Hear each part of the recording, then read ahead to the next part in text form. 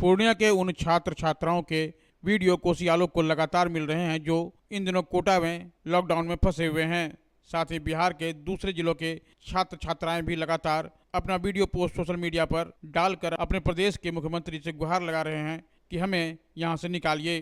पूर्णिया के छात्रों के द्वारा हमसे वीडियो कॉलिंग करके भी संपर्क किया गया है। इस उम्मीद के साथ उन छात्र छात्राओं के अभिव्यक्ति को हम अपने चैनल के माध्यम से अधिक प्रसारित कर सकेंगे। हो सकता है कि उनकी बात सुबह बिहार के मुखिया तक पहुंच जाए, क्योंकि वे इस बात से सिहर जाते हैं कि जब दूसरे प्रदेश की सरकार अपने बच्चों को बचाने के लिए बस भेज सकती है तो हमारी सरकार क्यों नहीं। वो लगातार देख रहे हैं कि दूसरे प्रदेश की सरकार के द्वारा भेजे गए बस में उस प्रदेश की छात्र छात्राएं अपने प्रदेश को लौट रही हैं। वो देख रहे हैं कि लगातार दूसरे प्रदेश की सरकार के द्वारा भेजी गई बस में उस प्रदेश के छात्रों को ले जाया जा रहा है ताकि वो अपने प्रदेश लौट सकें, लेकिन उनके प्रदेश की ओर से कोई हलचल ना होता देख वो इस बात से हैरान हो जाते हैं कि अगर सबके सब चले गए तो उनका क्या होगा। आइए देखते हैं इन छात्रों के द्वारा भेजे गए वीडियो अभिव्यक्ति को कि क्या कहना है इनका। नमस्ते, मैं आकांक्षा आनंद पूर्णिया बिहार की रहने वाली हूँ और यहाँ कोटा राजस्थान में मेडिकल की तैयारी कर रही थी। और यहाँ कोटा में कोरोना की कंडीशन बहुत बुरी होती जा रही है।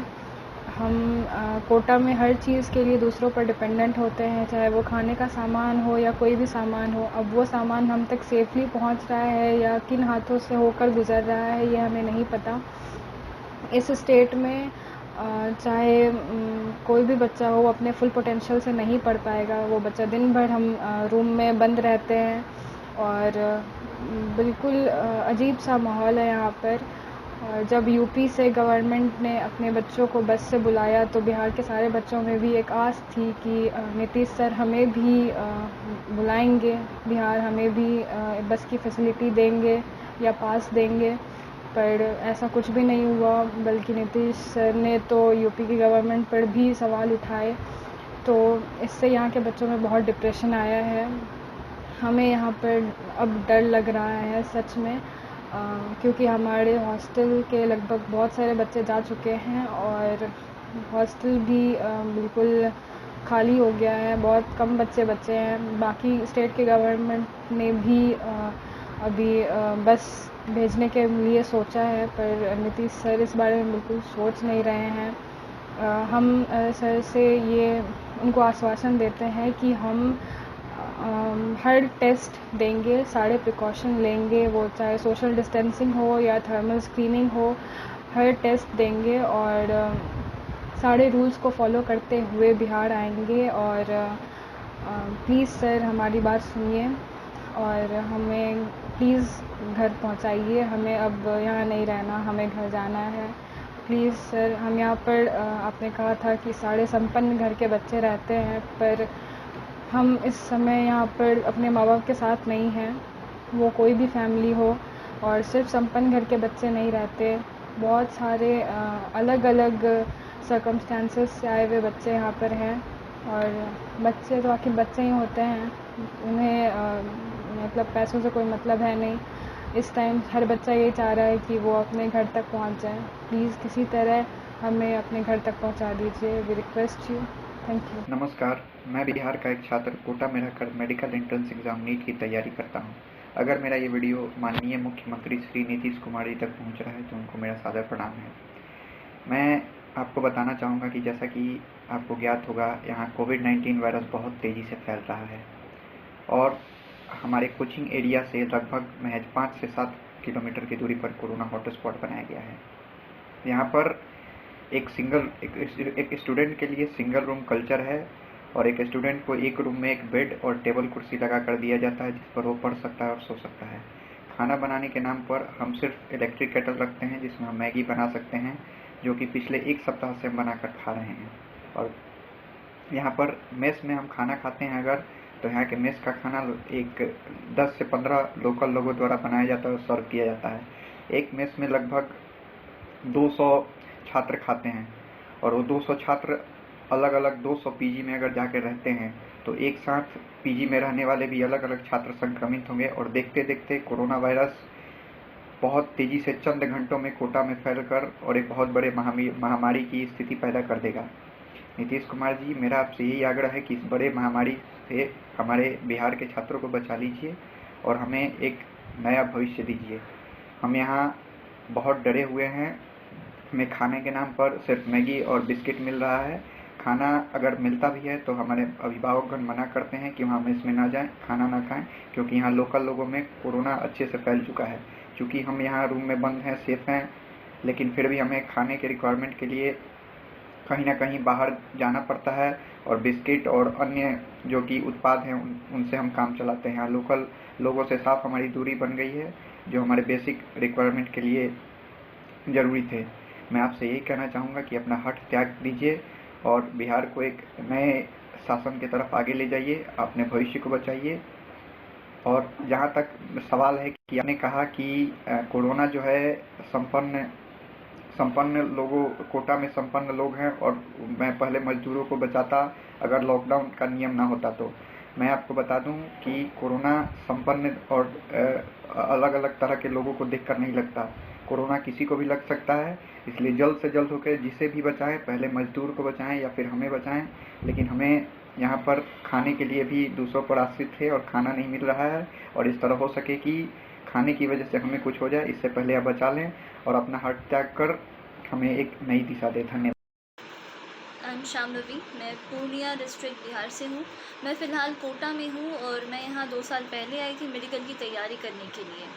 मैं यहाँ रुक गई थी क्योंकि हमारे इंस्टीट्यूट्स खुले थे, हमारे डाउट सेंटर्स खुले थे, मेजर टेस्ट चल रहे थे। ज़्यादा कंसंट्रेशन से, ज़्यादा फोकस्ड होकर और ज़्यादा पोटेंशियल से पढ़ाई कर सकूँ, इसलिए यहाँ पे रुकी थी। But now as everyone knows कि बहुत क्रिटिकल सिचुएशन हो चुकी है कोटा में। 100 से ज़्यादा केसेस हैं कोरोना के। It's very dangerous and it's very very terrifying. हमारे पेरेंट्स काफ़ी डरे हुए हैं, वो काफ़ी टेंशन में हैं। हमारे लिए काफ़ी डिप्रेशन वाला माहौल है।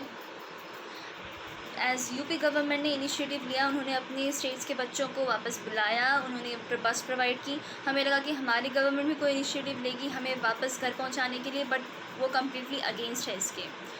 हमारे यहाँ पे मेस बंद हो चुकी है, खाने में दिक्कत है, बाकी कोई भी काम के लिए किसी और पर डिपेंडेंट होना पड़ रहा है, सारे काम खुद करने पड़ रहे हैं और कोई कंसंट्रेशन पढ़ाई पे नहीं हो रही है।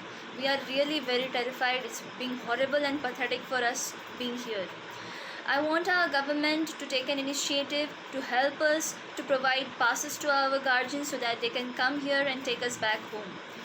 We'll be really very thankful, and we are sure that we will follow all the rules and guidelines to prohibit this disease, to fight this corona.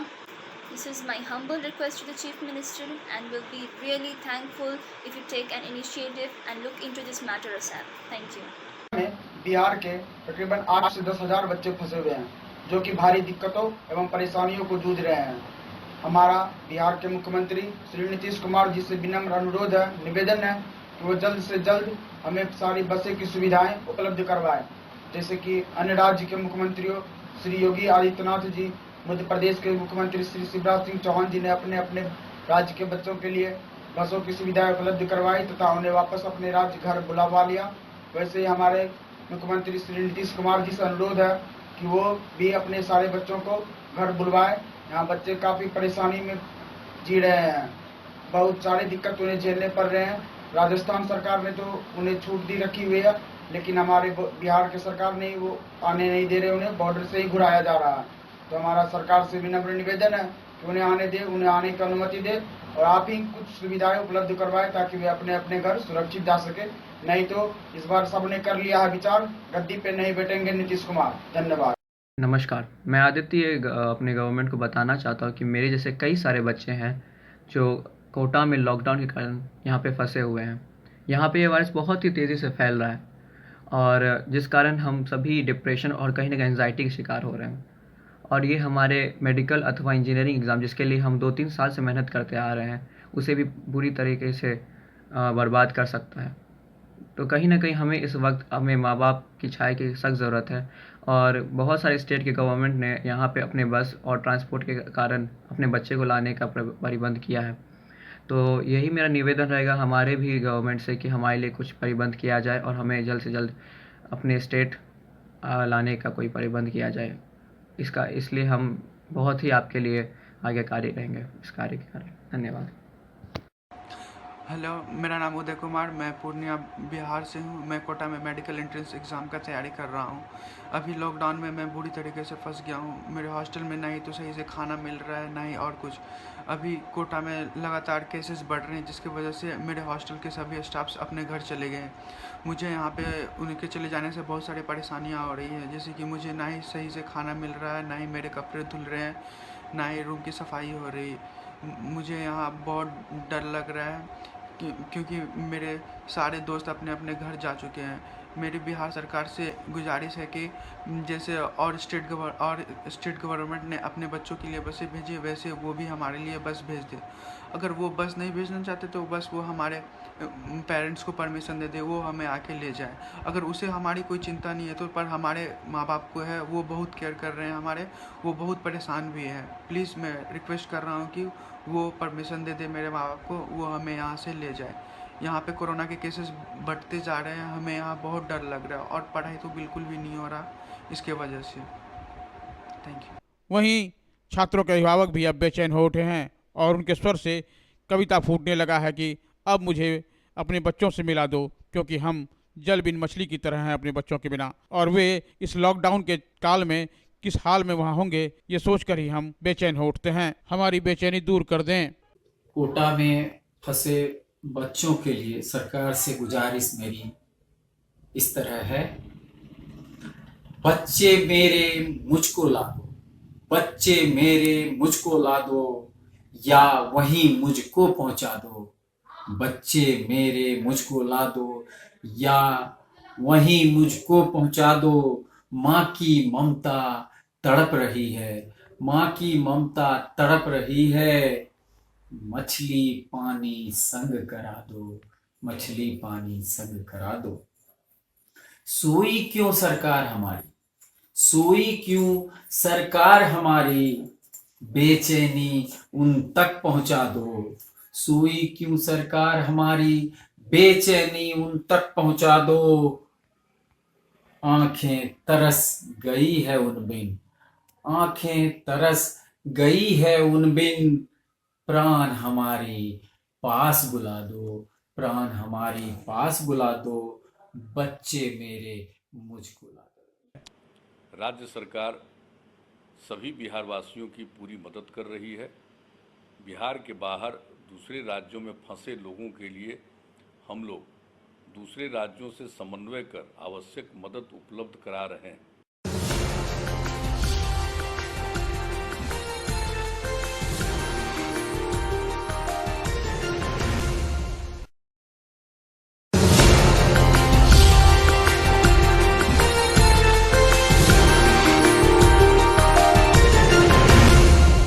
Purnia के महिला महाविद्यालय की एनसीसी